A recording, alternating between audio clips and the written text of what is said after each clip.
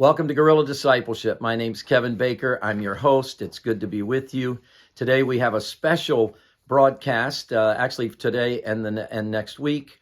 Ann Jordan from Oakdale Church is interviewing a new friend of ours from India. His name is Jeffrien Joel, and so we'll get right to it. So here's Ann, and here's Jeffrien. Welcome to Guerrilla Discipleship. I am your host, but I am not Kevin Baker. I'm Ann Jordan, and my role on the staff here at Oakdale is mainly to help train and resource disciple makers.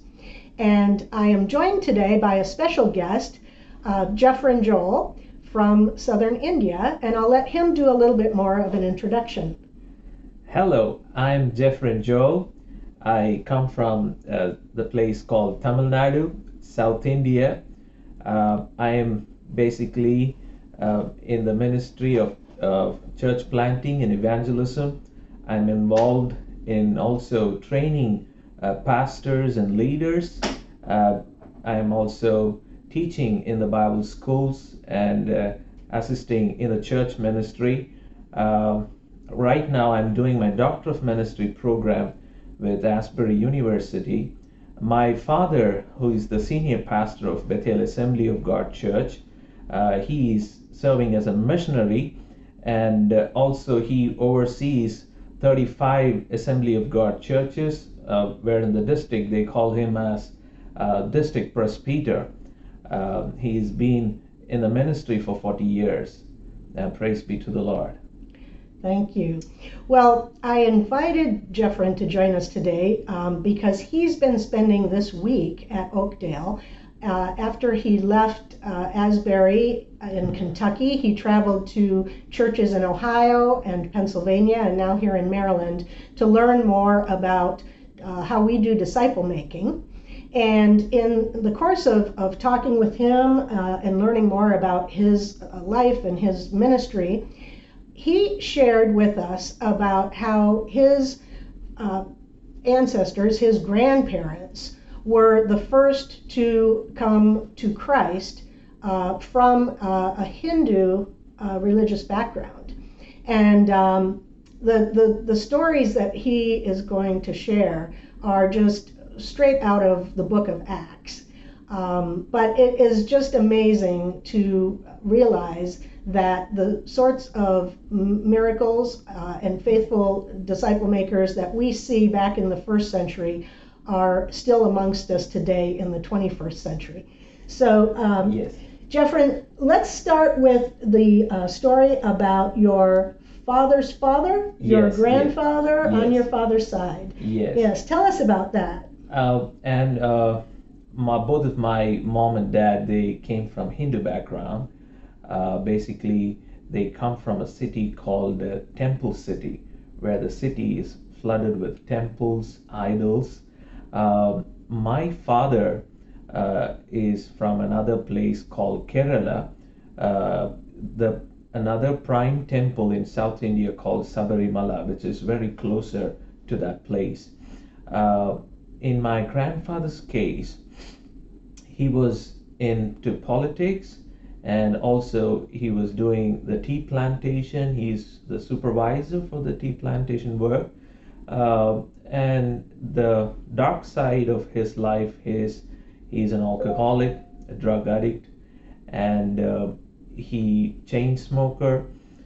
Due to this addiction, one day his internal organs started to fail, where he was fighting for life, and one day they took him to the hospital, and the doctors examined and found his kidneys were started failing, and they did a major surgery from top to bottom. They opened up and saw things like his respiratory and his intestine were rotten, and the doctors gave up.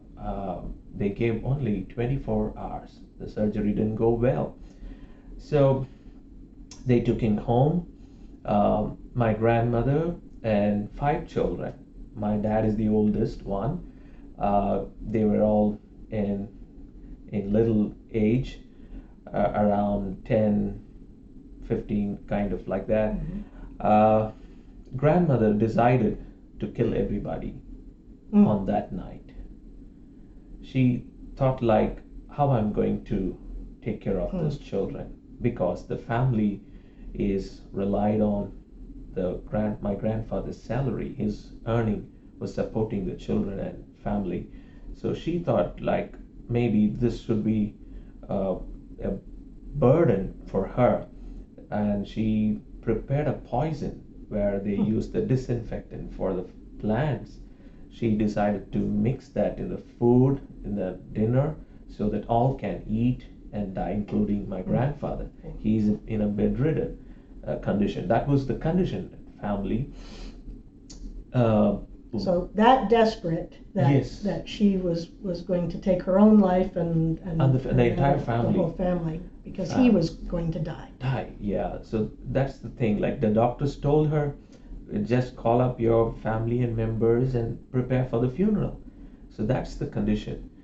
On that day evening, around 3 p.m., I was told there is a believer in the hills. He goes to an Assembly of God church.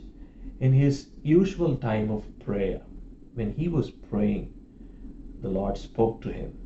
He heard an audible voice like, there is a family in the town, they are going to die. And he was literally shocked to hear that. And he was asking God for direction, where to go, who is that? And the Holy Spirit rightly guided him to reach the house.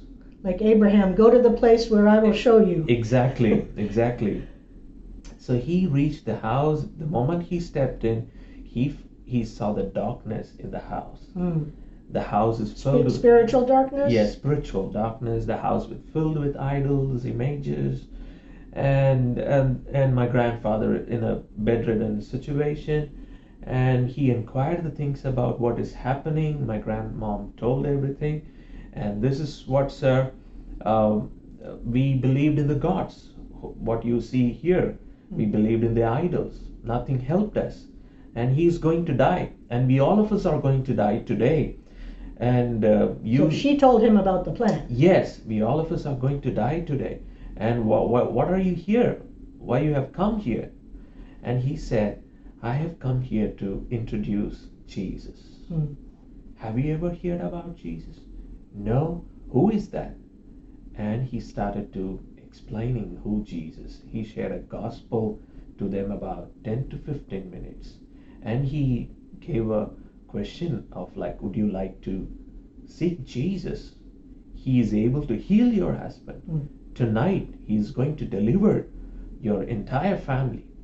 And I believe the Lord who spoke to me in the time of prayer, I believe surely a miracle is going to take place in the family today. And she responded to the call, and whole family, they stood together, they knelt down and they prayed, asking God for deliverance in my grandfather's body and life.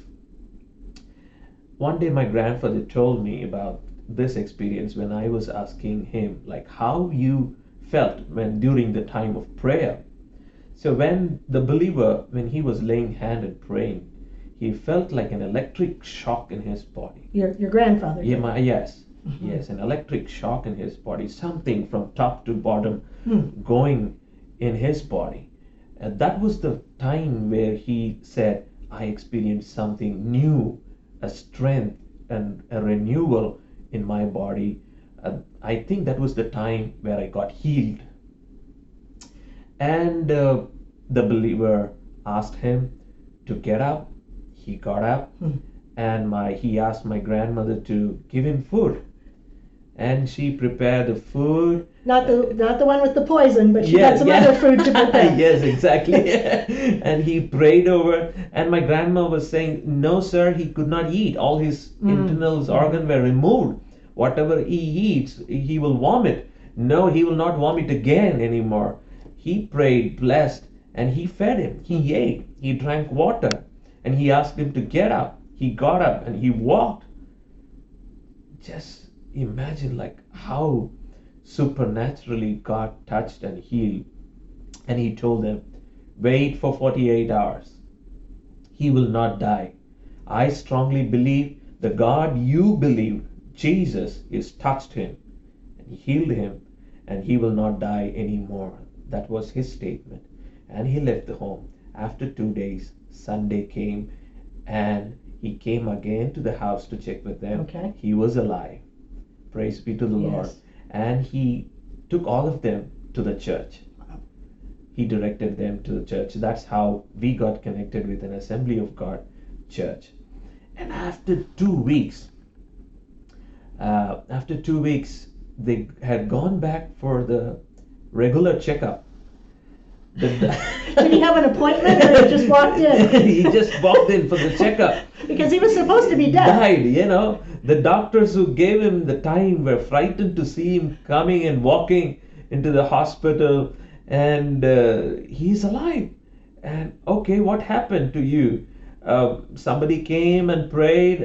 I got healed, they said. It looked weird to the doctors. They did the examination, CT scan, X-ray.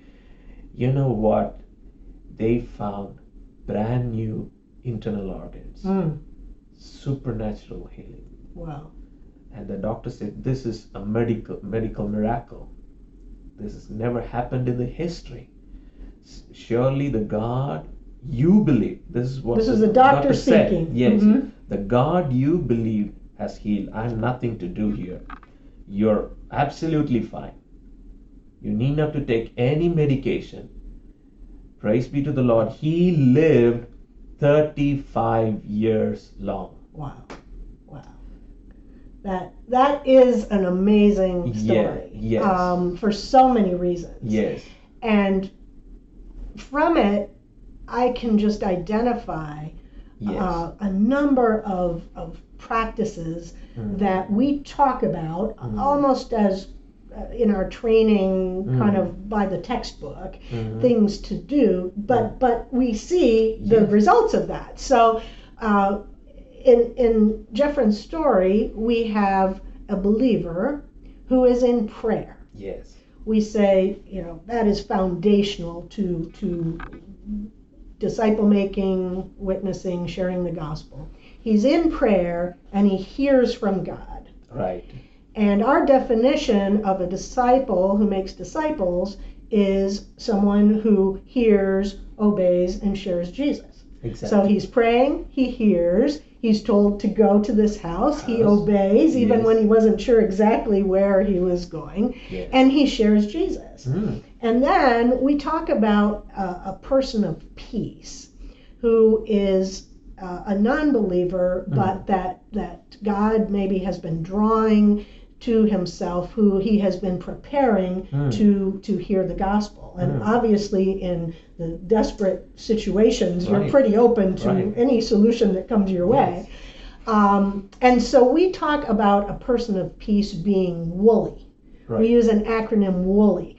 And the W stands for welcoming. And so a stranger knocks on your grandmother's door and she welcomes him into the home. Now, my understanding is that's a cultural... That's the Indian culture. Yes. They don't want to talk to anybody outside the house. Okay. They would offer a water and welcome them, make them to sit. Okay. That's how they inquire. So the believer was welcomed into the home very naturally. And then the two O's in woolly stand for open oikos. And oikos is that Greek word for a household, or we might say here in this country our social network, whether it's family or friends.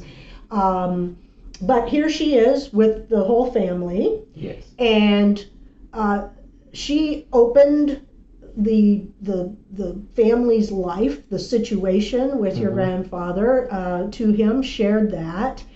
And then the L in woolly is listening. Yes. And she listened to the message that he was sent to share. She listened to the gospel and to what he had to say about Jesus. And she received it. Yes. And the Y in woolly doesn't actually stand for anything. It just helps us make the acronym work. But we just see all of that she was what we would say is fully woolly. All four of those things, Yes. fully woolly. Yes. And it changed not just your grandfather's The entire life. family. Yes. The entire family, they came to Christ, and still today they are serving God and worshiping Jesus.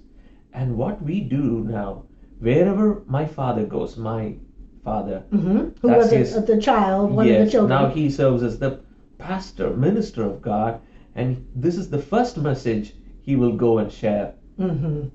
Now, like what the Lord said to the demon-possessed men, go and tell what the Lord has Yes. done. Yes. This is what we are telling and spreading all like 40 years.